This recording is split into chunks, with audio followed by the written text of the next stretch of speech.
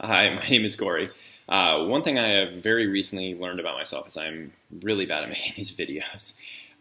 So I wanted to send along a video basically to round out the application, just to kind of let you know a little bit more about me personally, and then a bit more about Imagine Scholar. So with Imagine Scholar, I founded Imagine Scholar 2009.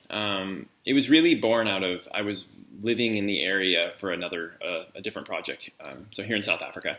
And I just met some exceptionally motivated kids that I just realized nobody was working with kids like that. Because they weren't going to fail, teachers were more or less leaving them alone. And so it was meant to be just kind of a small pet project. So I thought, I took a pilot group of 5 students, and I thought, well, I'll work with these guys kind of on the side, and I'll eventually go back to the U.S. and kind of get back to the real world. And so that was 9 years ago. I'm still here. We have a team of 7 now.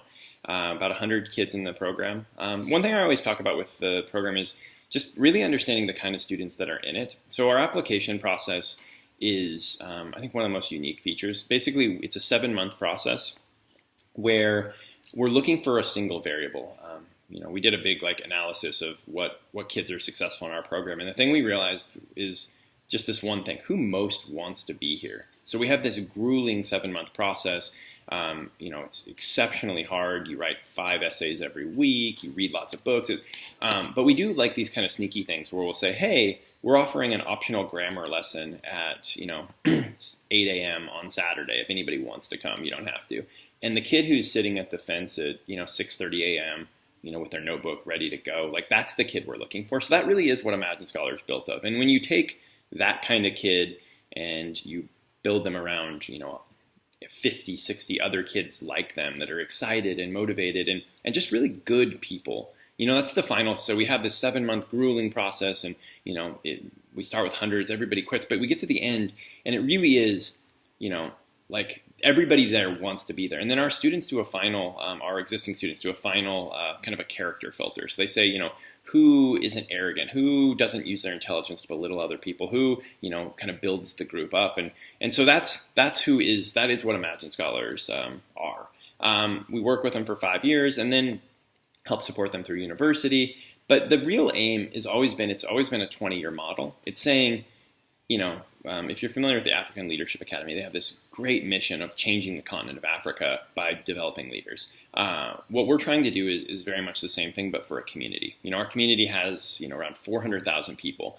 Our aim is to say, how many genuine leaders, how many doctors at the hospital, how many social workers, how many principals, how many local government officials do you need to really change a community? And that's what we're aiming to do. So we're 9 years into a 20-year journey.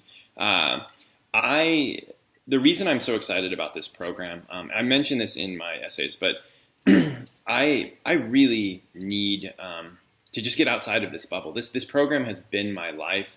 I have staff, but I haven't really been around a lot of people in more of a mentor role who have challenged my ideas, who have made me explain why we're doing what we're doing.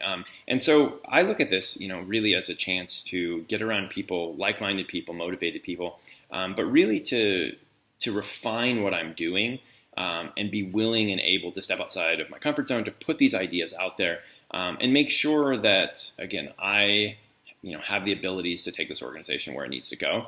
Like I mentioned in my essays, it's great timing. When I met with Anthony Allen, I just kind of talked through his experience in the program, and I thought about applying last year, and it didn't seem like quite the right fit. But this year, we're going through this big strategic plan of figuring out, do we want to expand and how we want to do that, and do we want to kind of more of a franchising model? Do we want to start working more on the business development side with the students? And so there's thousands of questions, and I would love a framework to work through those, and again, people to bounce ideas off. So I'm so grateful that I actually made it to the end of this video. Thank you so much. I look forward to hopefully meeting you guys in March. So thanks.